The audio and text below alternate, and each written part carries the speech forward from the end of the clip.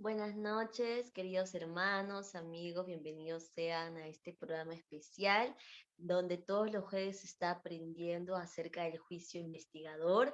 Muchas gracias por conectarse a cada uno de ustedes.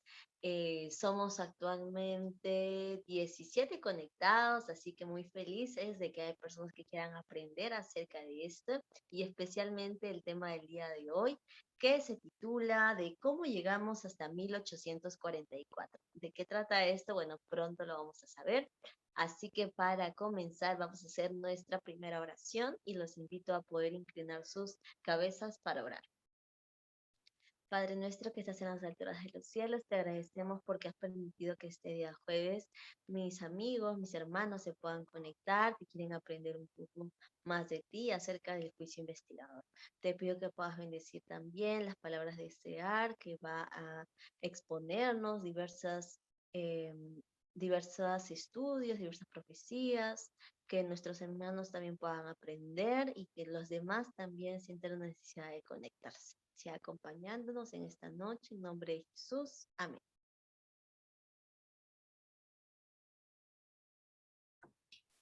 Amén.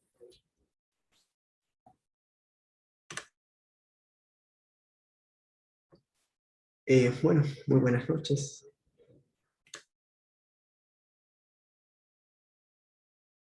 Buenas noches hermanos, buenas noches hermanito. Muy buenas noches, hermana Rebeca. Bueno, muy buenas noches a todos los presentes. Aquí estamos con unos pequeños detalles con el audio. Bueno, el día de hoy estamos finalizando esta jornada acerca de los temas del juicio investigador, ¿no? Y vamos a repasar un poco los temas que hemos tocado. Sabemos que estamos en el mes de octubre. El mes de octubre para los que, bueno, los que somos adventistas, representa más que Halloween o Día de la Música Criolla. 22 de octubre del año 1844 fue el día en el que un grupo de personas esperó el regreso de Cristo. Bueno, no vamos a tocar el gran chasco el día de hoy, pero sí acerca del juicio investigador. Bueno, hemos visto acerca de, en el primer tema, acerca de qué nos dice la Biblia acerca del juicio investigador. Sabemos que Dios va a juzgar a su pueblo.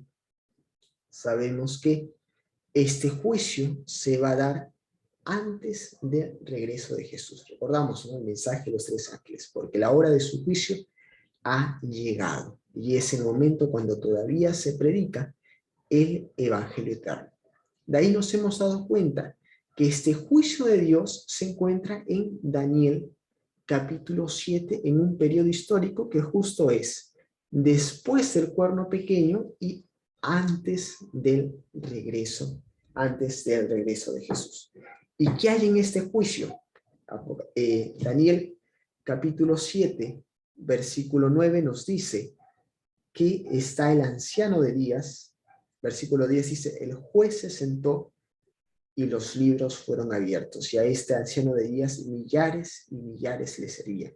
Es decir, ese juicio de Dios es un juicio transparente, abierto, delante de la presencia de las huestes angelicales, y es un libro donde se presentan registros, pruebas, datos acerca de los actos de las personas. Y sabemos que este juicio es para finalizar con el problema del mal. El juicio de Dios termina con el siguiente veredicto. Dice, pero se sentará el juez y le quitará el dominio a quien, al cuerno pequeño, es decir, a estos poderes que se oponen contra Dios. Dios va a lanzar un juicio contra los poderes de la tierra y del cielo que se oponen contra Dios. ¿Qué más nos dice? Y el reino le será dado a los santos del Altísimo. Es aquí donde se lanza también un veredicto a favor del pueblo de Dios. Es un juicio donde se juzga a los poderes antagónicos de Dios, los poderes del mal, pero también se juzga a su pueblo. Hemos estudiado el primer día. El segundo día hemos estudiado acerca de la purificación del santuario. ¿Nos acordamos? Aquí Daniel capítulo 7 nos está hablando acerca de el juicio de Cristo. El juicio de Cristo. Está Dios y a Dios se le acerca el Hijo del Hombre, quien es Cristo Jesús. Y nos hemos dado cuenta que Daniel capítulo 8 tiene profecías paralelas y en el lugar, en vez de juicio, está la purificación del santuario. Y hemos visto historias, ¿verdad?, en el Pentateuco, en los libros que escribió Moisés, acerca de cómo es que el santuario de Dios es el trono de Dios. El santuario de Dios es el trono de Dios. Aquí Daniel capítulo 8, versículo 14, nos dice la fecha en cuando se desenvuelve este juicio. Recordamos, este juicio es histórico. No es un juicio que Dios ha realizado a lo largo de toda la historia, no. Hemos visto que hay una sucesión de imperios, los babilonios, los griegos, los romanos, de Europa tal y cual como la conocemos, y de ahí está el juicio de Dios, es un periodo histórico. Y este periodo histórico tiene una fecha, hasta 2300. Estamos escuchando el audio. Oh, okay. ¿Me escuchan ahora? ¿Aló? ¿Me logran escuchar? Sí, se escucha hermanito, bien. sí se escucha bien. Ok, entonces aquí estamos viendo una fecha exacta, ¿no? Hasta 2300 tardes y mañanas y luego el santuario será purificado. Ahora, ¿por qué esas 2300 tardes y mañanas significan que llegan hasta el año de 1844 y encima un 22 de octubre de 1844? Hoy día vamos a descubrir de dónde sale eso, ¿no? Aquí tenemos el paralelo de Daniel 7 y Daniel 8. Sabemos que la caída del cuerno pequeño es en el año 1798. Y bueno, el regreso de Cristo todavía no ha llegado. Así que esa purificación del santuario barra juicio en el cielo, barra juicio de Dios, es según periodo. Después de 1798 y antes de la segunda venida de Cristo. Y como hemos visto, Daniel capítulo 8, versículo 14, nos dice acerca de esa fecha. Para conocer un poco mejor acerca de esa fecha tan especial del 22 de octubre de 1844, tenemos que entender acerca del día de la expiación. Hemos visto que el tribunal de Cristo es el santuario. Es el santuario de Dios. Dios le había pedido a Moisés hacer un modelo en miniatura acerca de ese santuario que está en el cielo. Y aquí nos está hablando acerca de un juicio donde Dios perdona nuestros pecados y donde también se juzga. Dice hasta 2300 tardes y mañanas y el santuario será purificado, será limpio. ¿Dónde encontramos eso en el santuario terrenal? Eso lo encontramos en el día de la expiación. El día de la expiación era el día más importante del santuario. Era el día donde el santuario se lucía.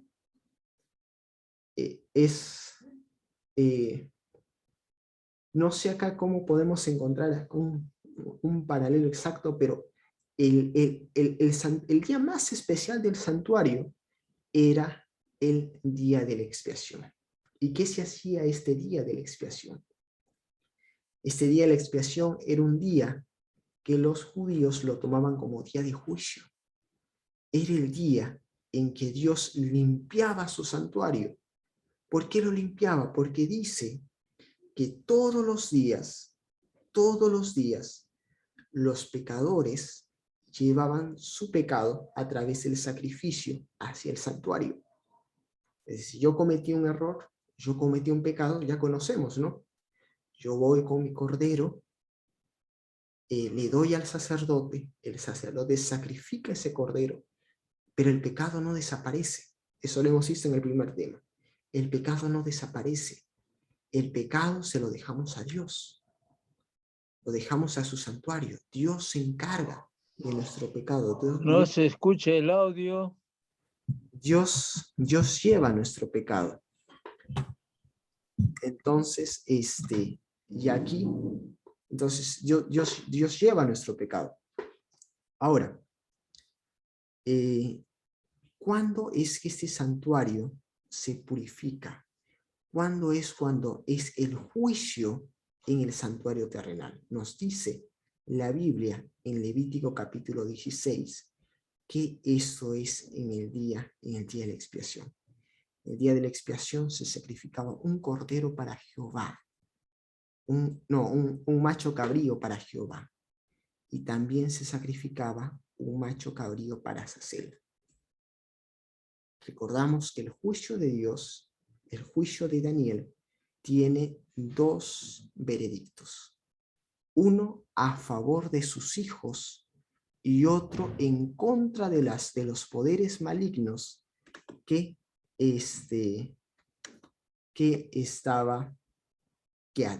atentan contra Dios.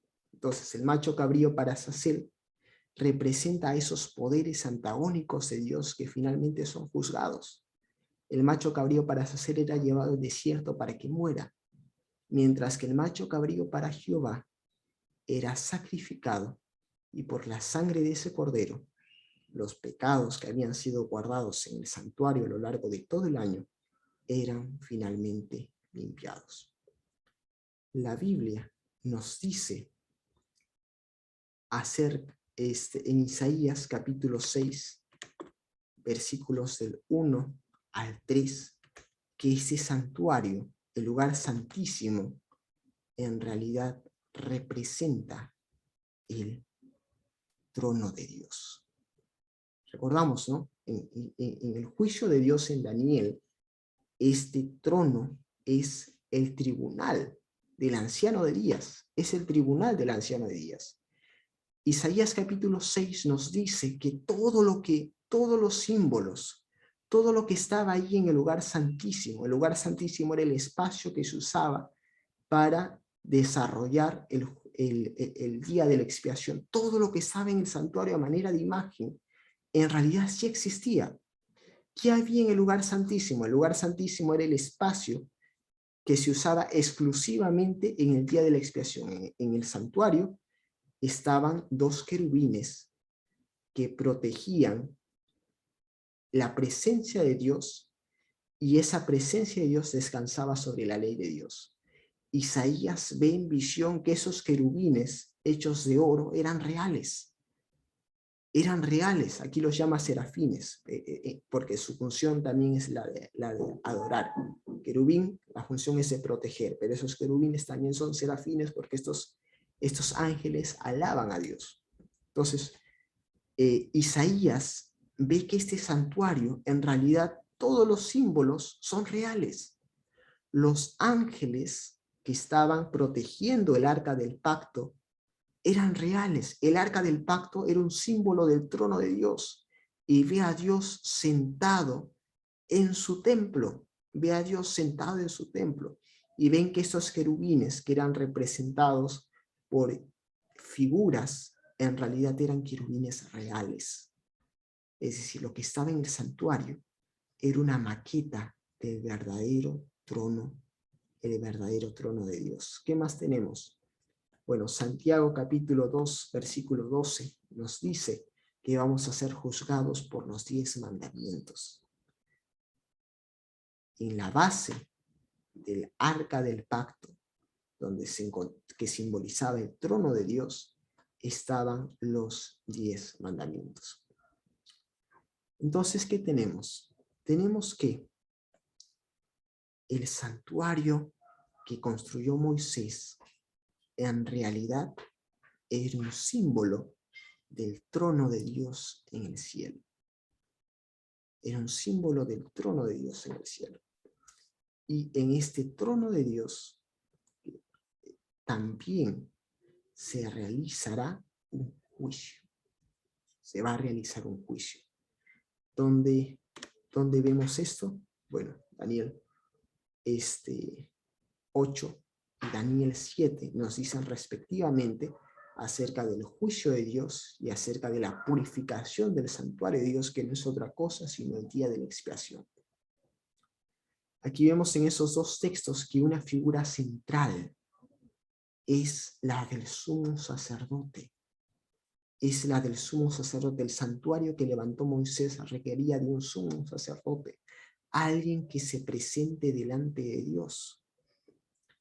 El sacerdote, para presentarse delante de Dios, tenía que cubrirse con el humo de un aparato llamado el incensario, que era un portador de un mechero que esparcía la fragancia del incienso. Ahora, Daniel nos dice, recordemos, ¿no? Los serafines eran un símbolo de los verdaderos ángeles que están al pie del trono de Dios. El arca del pacto era un símbolo del verdadero trono de Dios que está en los cielos. Bueno, el sumo sacerdote, que una vez al año se presentaba delante de Dios, era un símbolo de Cristo Jesús. Cristo Jesús es el que se presenta delante de Dios. ¿Dónde nos damos cuenta de esto? Esto lo vemos en Daniel capítulo 7, versículo 13. Dice, yo estaba mirando hasta que he aquí con las nubes del cielo, ya no con una nube artificial que llevaba el sumo sacerdote por el incensario, no, ahora con nubes reales. Esas nubes que creaba, artificiales que creaba el sumo sacerdote con el incensario, con el mechero, era un símbolo de Cristo Jesús yendo hacia Dios en las nubes, acercándose para este magno evento que era el juicio de Dios. ¿Qué más nos dice? Y aún se engrandeció una figura importante, es la figura del mal en el santuario, representada por el cuerno pequeño, en el día de la expiación representado por el macho cabrío, para Azazel, que finalmente era llevado fuera para ser exterminado.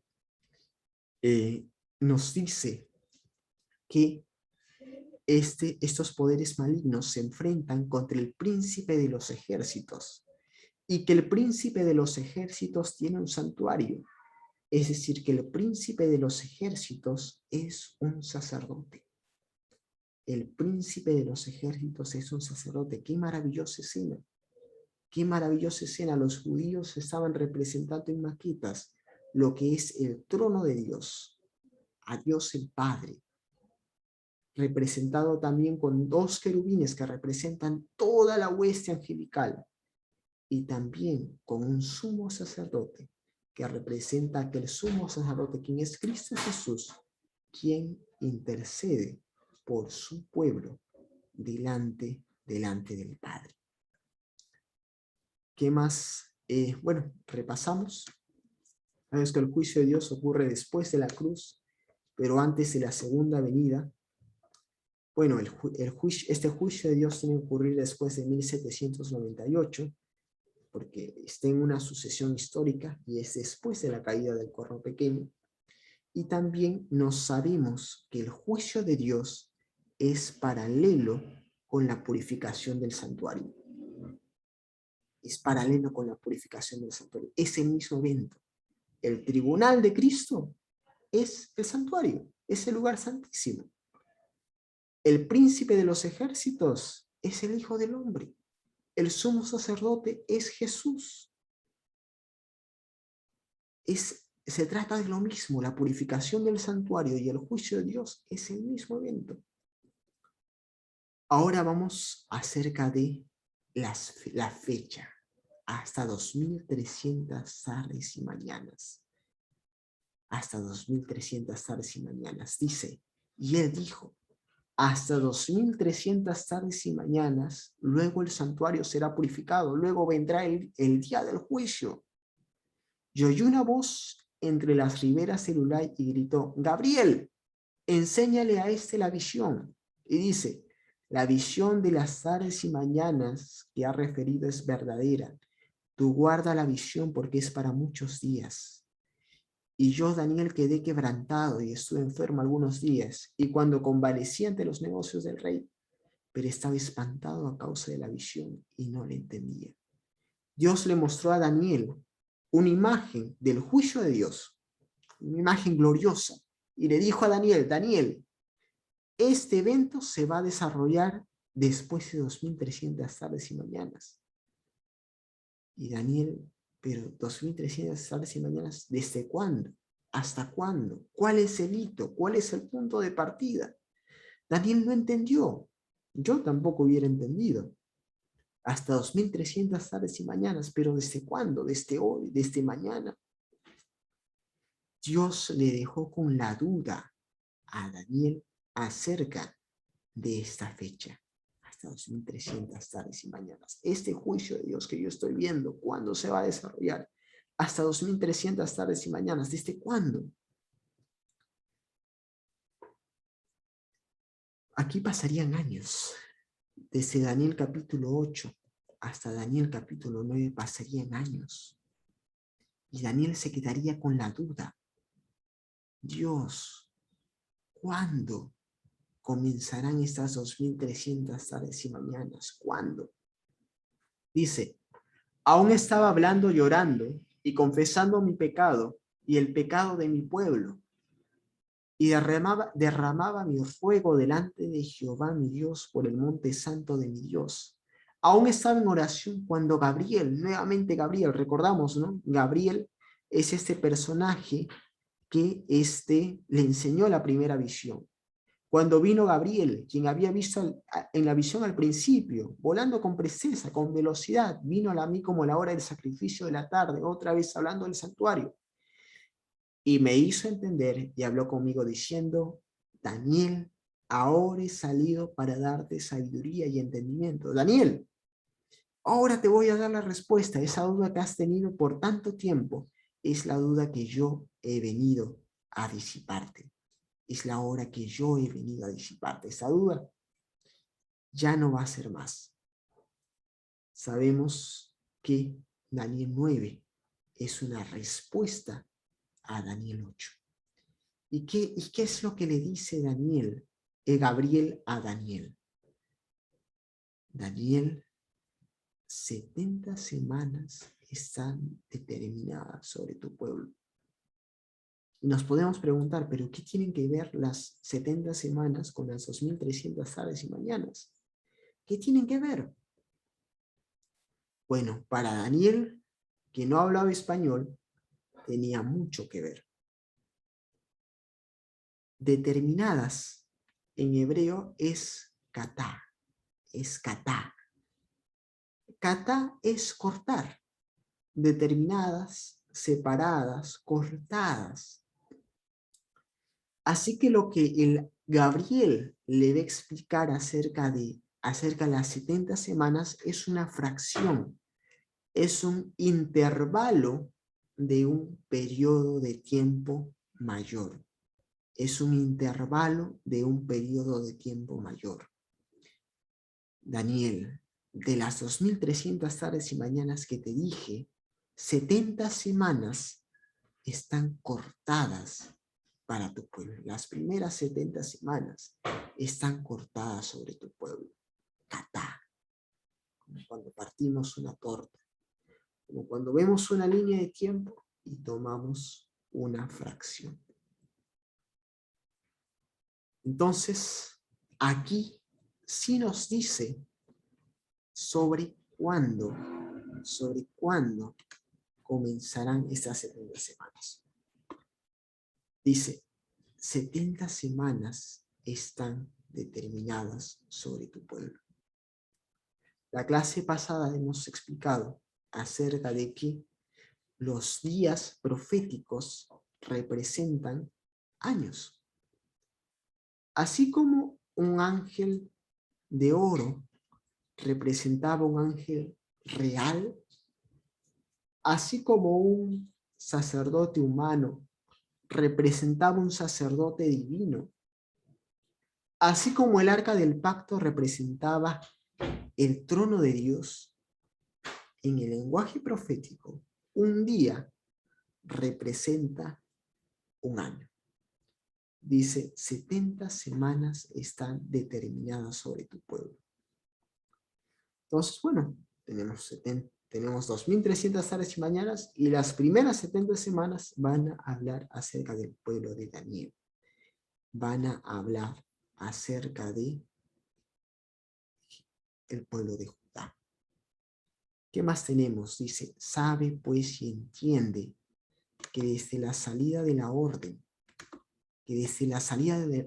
para restaurar y edificar Jerusalén, hasta el Mesías príncipe, habrá 7 semanas y 62 semanas, y se volverá a edificar la plaza y el muro en tiempos angustiosos.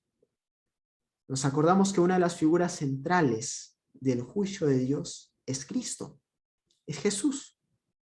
Jesús aparece en Daniel 7 como el Hijo del Hombre. Jesús vuelve a aparecer en Daniel 8 como el príncipe y sacerdote del santuario de Dios.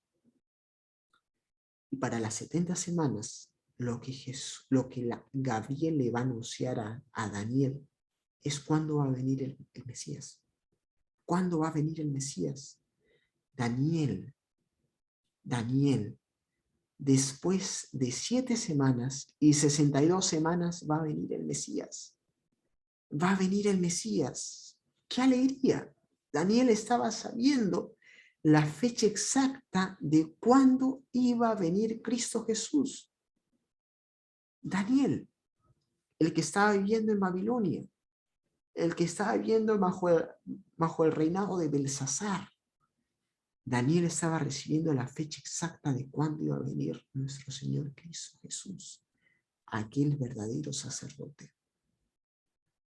¿Y desde cuándo? ¿Cuál es el hito? ¿Cuál es el punto de partida? Dice, después de la orden de edificar Jerusalén. Esdras capítulo 7, versículo 7, nos dice que el año de la orden de la reconstrucción de Jerusalén es el 7º año del rey Artajerjes. Sabemos que Ciro promulgó un edicto. Ustedes pueden regresar. Vayan. No pueden reconstruir la ciudad. Si quieren pueden reconstruir el templo, no hay problema, pero no me reconstruyen la ciudad. No vuelven a edificar los muros. Sin embargo, Artajerjes, un rey persa, accede al pedido de los judíos y en el año 457 les da el permiso para reconstruir la ciudad y reconstruir el muro. ¿Qué nos queda? Nos queda sumar. Nos queda sumar. Y ya está. Desde el año 457 pasarían 69 semanas hasta la venida del Mesías príncipe. Y estas 69 semanas, multiplicamos 69 por 7 y son 483. 483, Daniel, ahí está la respuesta. ¿Qué pasa desde el 457 a.C.? Después de 483, Jesús es bautizado. ¿Alguien aquí sabe qué significa Cristo? Porque Jesús no se llamaba Cristo. Jesús es el Cristo, pero ese no era su nombre. ¿Alguno tiene ahí una respuesta tentativa de repente? ¿Por qué Jesús se le llamaba Cristo? Bueno, Cristo es la palabra griega para Mesías. ¿Y qué significa Mesías? Mesías significa ungido. Mesías significa ungido. En el año 27 después de Cristo, Jesús fue al río Jordán. Fue bautizado por las aguas por Juan y fue bautizado con el Espíritu Santo. Dios mismo abrió las puertas de los cielos y dijo, este es mi Hijo amado, y a partir de entonces comenzó el ministerio de Jesús. Las fechas calzan desde el año 7º del rey Artajerjes hasta el año 27 después de Cristo, que es el ungimiento del Mesías, el ungimiento de Jesús. Pasan 483 años. Si nos quedamos con esto, ya es asombroso y es maravilloso cómo es que Dios es el conocedor de la historia y cómo es que la Biblia nos habla de Cristo. El personaje central de la Biblia es Cristo, sea como el Cordero, sea como el sumo sacerdote, sea como el Mesías, el personaje central de la Biblia es Cristo. Y aquí Dios le está diciendo a Daniel, Daniel, después de 483 años, desde la orden de reedificar los muros y la ciudad de Jerusalén, llegará el Mesías príncipe, el Mesías va a venir. Y esa profecía se cumplió con el bautismo de Cristo Jesús. Maravillosa noticia, realmente. Cristo Jesús, en la venida de Cristo Jesús fue profetizada por la Biblia siglos antes de que se completase. La visión no termina acá. La visión no termina acá. ¿Qué también nos habla? ¿Qué también nos dice? Nos dice que después de las 62 semanas se le quitará la vida al Mesías. Se le quitará la vida al Mesías. Y no por sí. Y el pueblo de un príncipe que ha de venir destruirá el santuario, la ciudad del santuario. El fin será con inundación. El fin de la guerra durarán las devastaciones. Nosotros conocemos la historia de Cristo Jesús.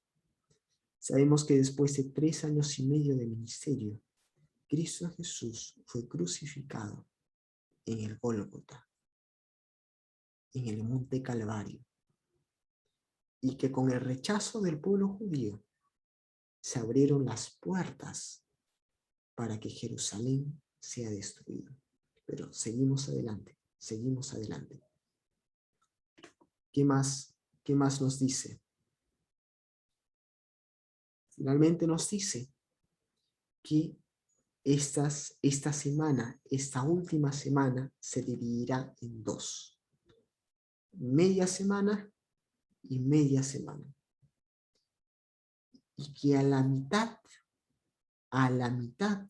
de la semana se cesará el sacrificio. Sabemos que el Cordero es un símbolo de Cristo Jesús. En el bautismo, ¿se acuerdan? Hablamos del bautismo. Cuando Juan el Bautista vio a Jesús, dijo, he aquí el Cordero de Dios que quita el pecado del mundo. El verdadero Cordero está acá.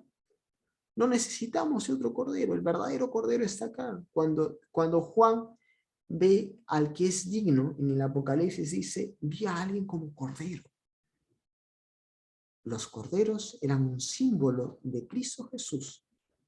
Y una vez que el verdadero Cordero es sacrificado, no hay más necesidad de sacrificios de animales. No hay más necesidad de sacrificios de animales. ¿Y qué ocurre en el año 34 después de Cristo? El año 34 después de Cristo, los judíos apedrean al último profeta de Judá. Y con ese acto cierran cabalmente el rechazo hacia la invitación que Dios les había dado como su pueblo. 70 semanas están determinadas sobre tu pueblo. Y nos damos cuenta que Daniel capítulo 9 nos narra el evento que marca la historia de la humanidad. Daniel nos cuenta acerca de la cruz. Daniel nos cuenta acerca de la cruz. Dice que cuando Daniel recibió esta noticia, era como la hora del sacrificio de la tarde. ¿Por qué? Porque Daniel estaba pensando en el santuario. ¿quién era sacrificado? Era sacrificado todos los días para el perdón de los pecados individuales, un cordero sin mancha ni tacha.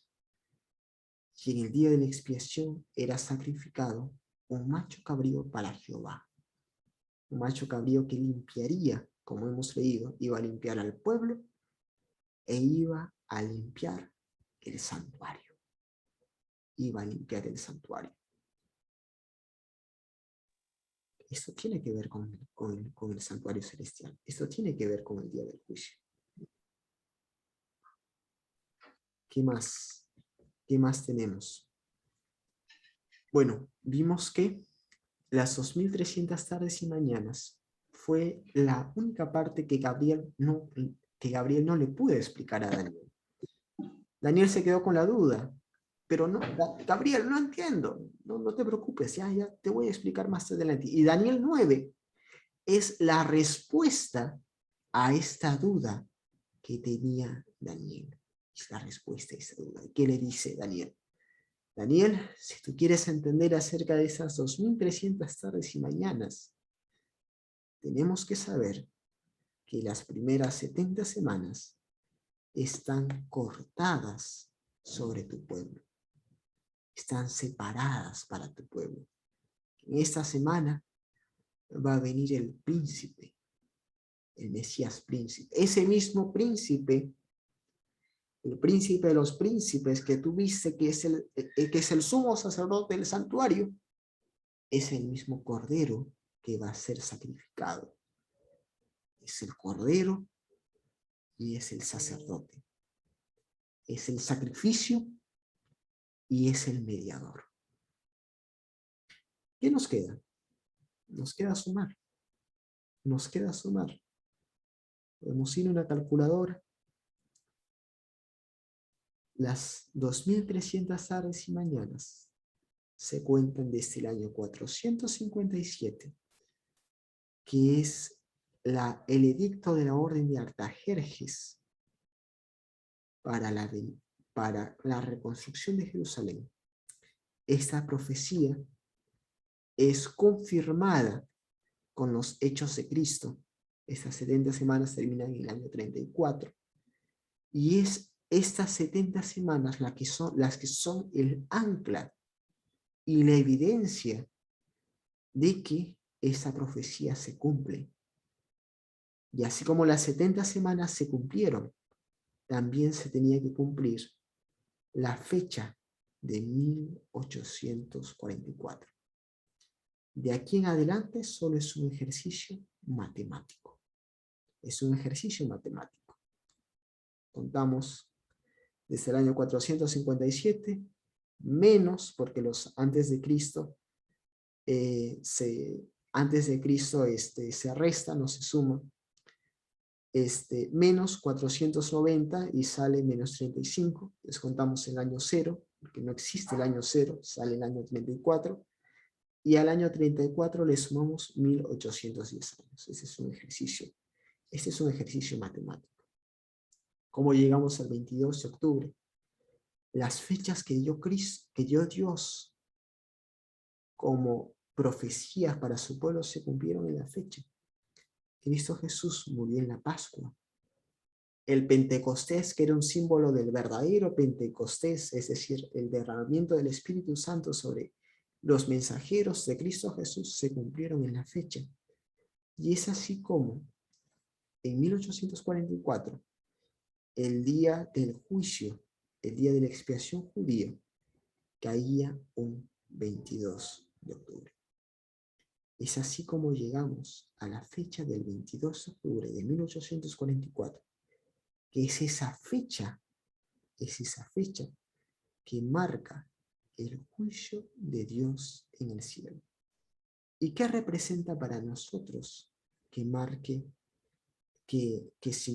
representa para nosotros que el juicio de Dios haya comenzado en 1844? Bueno, que el Evangelio tiene que ser anunciado porque el fin está cerca. El juicio de Dios en el cielo es uno de los últimos eventos antes de que Cristo Jesús regrese por segunda vez. Es este juicio el que determina también quiénes van a ser salvos. Es este juicio el que determina quiénes van a ser salvos. Y es este juicio el que nos enseña que la figura central del juicio de Dios es Cristo. Es Cristo. Cristo es el Cordero. Cristo es el Hijo del Hombre. Cristo es el sumo sacerdote. Hebreos capítulo 8 nos dice lo que ya hemos estudiado. Dice, ahora bien, el punto principal de lo que venimos diciendo es que tenemos tal sumo sacerdote. Daniel ya nos lo había dicho. Daniel ya nos lo había dicho. Nos había dicho que el Hijo del Hombre es el que con las nubes de los cielos, ya no con el incensario que creaba nubes artificiales, sino con nubes reales, se acercaba al anciano de días. Daniel capítulo 8 nos dice que el príncipe de los príncipes tiene un santuario. Daniel ya nos lo había dicho. Hebreos nos lo está confirmando, dice. Ahora bien, el punto principal de lo que venimos diciendo es que tenemos tal sumo sacerdote, el cual se sentó a la diestra del trono de la majestad en los cielos. Ministro del santuario, de aquel verdadero tabernáculo que levantó el Señor, no el hombre. El santuario de la tierra eran símbolos. Los ángeles de oro eran símbolos de ángeles reales. Que levantó el Señor y no el hombre, porque todo sumo sacerdote está constituido para presentar ofrendas y sacrificios, y por lo cual es necesario que también tenga algo que ofrecer. Así que si tuviese la tierra, ni siquiera sería sacerdote, habiendo aún sacerdotes que presentan ofrendas según la ley, lo cual les sirve como figura y sombra de las cosas celestiales, como le advirtió Dios a Moisés cuando iba a elegir el tabernáculo, diciendo, mira, haz todas las cosas conforme al modelo que sí te ha sido mostrado en el monte. Pero nos está confirmando lo que ya hemos estudiado. Estas figuras, estas imágenes que Dios había presentado en el santuario terrenal eran sombras, eran imágenes de aquel verdadero santuario celestial. Hemos presentado en varias ocasiones la figura del sumo sacerdote, el sumo sacerdote Josué. El sumo sacerdote Josué estaba sirviendo delante de Dios. Era un símbolo de Cristo, pero era una persona, era un humano, como estamos leyendo acá. Los humanos eran falibles. Cuando se estaba presentando delante de Dios, dice que Satanás estaba a su diestra, estaba a su lado para acusarlo. ¿Tú cómo te estás presentando delante de Dios? ¿Cómo te estás presentando delante de Dios? Y es ahí cuando Dios le quita sus vestiduras de iniquidad. Le quita. No, tú no vas a andar con esto. Y le pone vestiduras limpias. Le pone vestiduras limpias y le dice, mira Josué, yo he quitado de ti tu pecado. Ahora has dejado tus vestiduras viles y te has vestido de vestiduras limpias.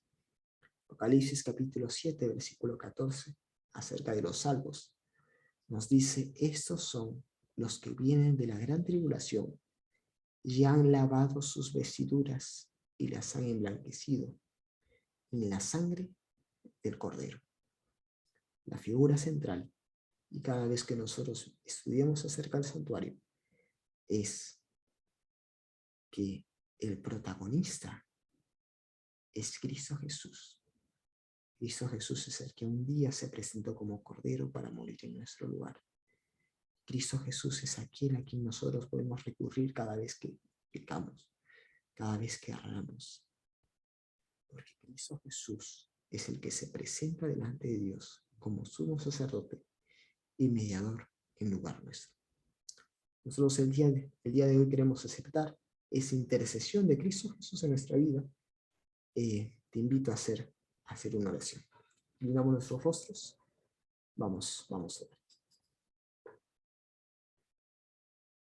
Querido Padre Dios Todopoderoso, Hemos visto, Señor, cómo es que tú nos enseñas a través de símbolos, a través de figuras chiquitas, acerca de realidades asombrosas.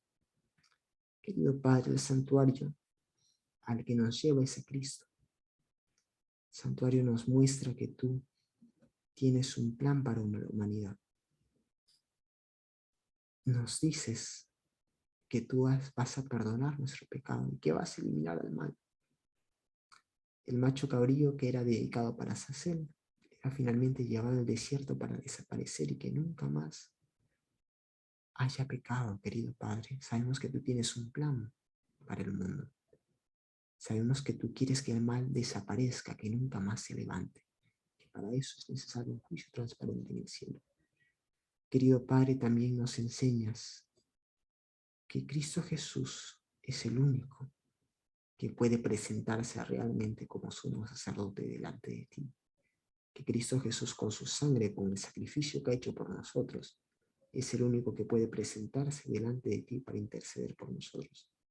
Cada vez que nosotros nos equivocamos, cada vez que nosotros erramos, podemos acceder confiadamente hacia aquel lugar santísimo, porque tenemos sumo sacerdote en Cristo Jesús.